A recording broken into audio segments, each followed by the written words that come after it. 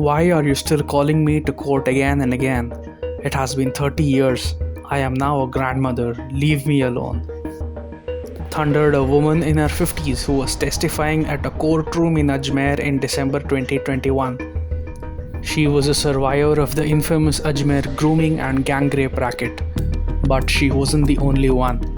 Several school and college-going girls from Ajmer were groomed, gang raped and blackmailed into further sexual exploitation for months on end back in the 1990s. The rapists had taken photographs of the girls being raped, which got circulated among the public. A majority of these girls were Hindus. When two of the girls approached the police and told them about the blackmail and the incriminating photos, they soon got threatening calls asking them why they had contacted the police.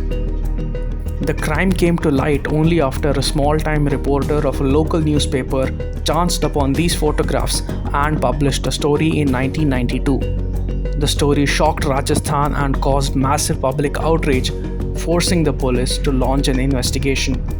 Even the National Security Act was invoked against the accused. Overall, 18 people were named as the accused, and the main perpetrators in the case were a famous duo, Farooq and Nafis Chishti, who were part of the extended family associated with the Ajmer Sharif Dargah. These men had money, social influence, and political power. Both Farooq and Nafis were top leaders of the Youth Congress in Ajmer and believed to have friends in high places. These men had trapped and groomed scores of young school-going girls with threats and blackmail for months and gang-raped them. The girls were also blackmailed into bringing more young women to the Chishti duo and their friends.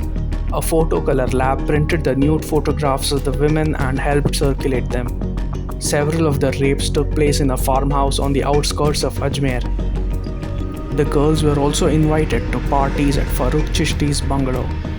While all this was happening, the police was worried about how the case would get communalized, as majority of the girls who were victims were Hindus, while the main accused were from the minority community. The Chishti duo used their religious influence and political clout to stall the case, with even the victims turning hostile. The stink of social stigma and ostracization was so bad that girls of the town were generalized as being victims of the gang, forcing them to leave their hometowns. Prospective grooms who were supposed to marry girls from Ajmer would come to offices of newspapers trying to find out if the girl was one of the victims. Meanwhile, people visiting the Ajmer Dargah would kiss the hands of the Chishti family members. In 1998, a sessions court in Ajmer sentenced 8 men to life imprisonment, but the Rajasthan High Court acquitted 4 of them in 2001. In 2003, the Supreme Court decided that the life sentence given to the 4 convicts was too harsh, reducing their sentence to just 10 years. Nafis Chishti, the other main accused who was also wanted in connection with drug peddling cases, was absconding until 2003 when the Delhi police found him wearing a burqa to escape detection. The main accused Farooq Chishty took the law for a ride when he claimed that he was mentally incompetent to stand trial. A fast-track court sentenced him to life. In 2013, the Rajasthan High Court deemed he had served enough time and released him.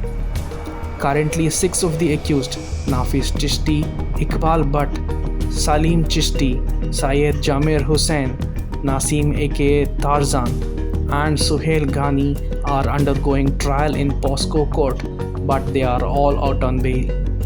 One more suspect, Almas Maharaj, was never caught and is believed to be living in the US. An arrest warrant and red corner notice have been issued against him. The Ajmer grooming and gang rape case bears a striking resemblance to the Rotterdam child sexual abuse scandal that happened in the UK from the late 1980s until the 2010s, in which an estimated 1,400 children were sexually abused predominantly by British Pakistani men. While the Rotterdam case got worldwide media coverage, the Ajmer case remains unknown to a majority of the people in the country where it happened. 3 decades have passed since the Ajmer scandal came to light. The case has moved from the District Court to the Rajasthan High Court, Supreme Court, Fast Track Court, Women Atrocities Court, and is currently in Ajmer's POSCO court. School students back then, the gang rape survivors, despite having moved on in their lives, continue to be haunted, reliving their traumatic past every time they are invited to the court to testify. On the other hand, Nafis and Farooq Chishty are today leading a privileged life in Ajmer and are frequent visitors to Dargah Sharif, where some of the faithful still ritualistically kiss their hands. 30 years later, justice still remains an elusive dream for the gang rape survivors.